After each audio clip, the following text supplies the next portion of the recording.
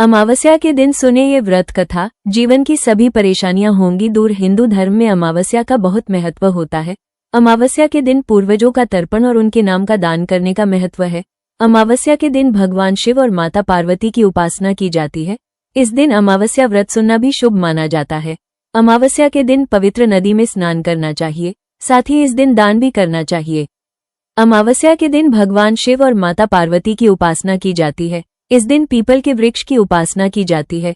धार्मिक मान्यताओं के अनुसार पीपल के वृक्ष में देवी देवताओं का वास होता है, इसलिए इस दिन पीपल के पेड़ में जल अर्पित करने से सभी मनोकामनाएं पूरी होती हैं। कहते हैं कि अमावस्या व्रत कथा का विशेष महत्व है, तो आइए सुनते हैं अमावस्या व्रत कथा।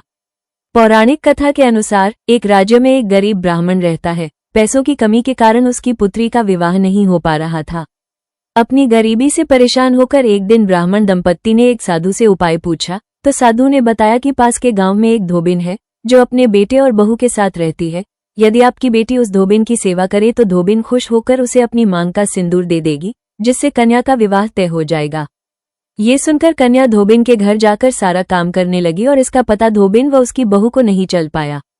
एक दिन धोबी ने अपनी बहू से पूछा कि तुम इतना सारा काम इतनी जल्दी कैसे कर लेती हो, तो बहू बोली, मुझे लगा कि आप ये सारा काम करती हैं। धोबिन चौंक गई और उसने नजर रखना शुरू किया।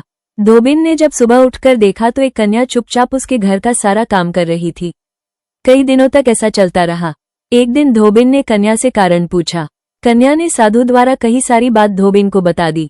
उसकी बात सुनकर धोबिन ने अपनी मांग का सिंदूर उसे दिया और उसी समय धोबिन के पति की मृत्यु हो गई। उससे दुखी होकर कन्या घर से निकल पड़ी और एक पीपल के पेड़ के पास पहुंचकर 108 ईंटों के टुकड़े लिए और उन टुकड़ों को 108 बार परिक्रमा करके एक एक बार फेंकने लगी। कन्या ने ऐसा करने से धोबिन का पति जीवित हो गया। पीपल के पेड़ की परिक्रमा के कारण कन्या को शुभ फल की प्राप्ति हुई।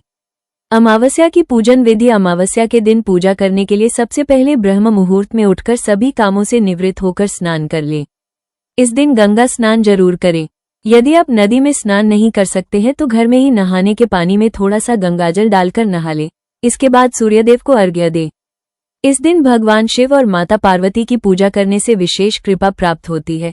अमावस्या के दिन अपनी योग्यता के अनुसार दान पुण्य जरूर करें, इससे हर मनोकामना पूरी होती है। पितरों की शांति के लिए तर्पण, श्राद्ध आदि कर सकते हैं।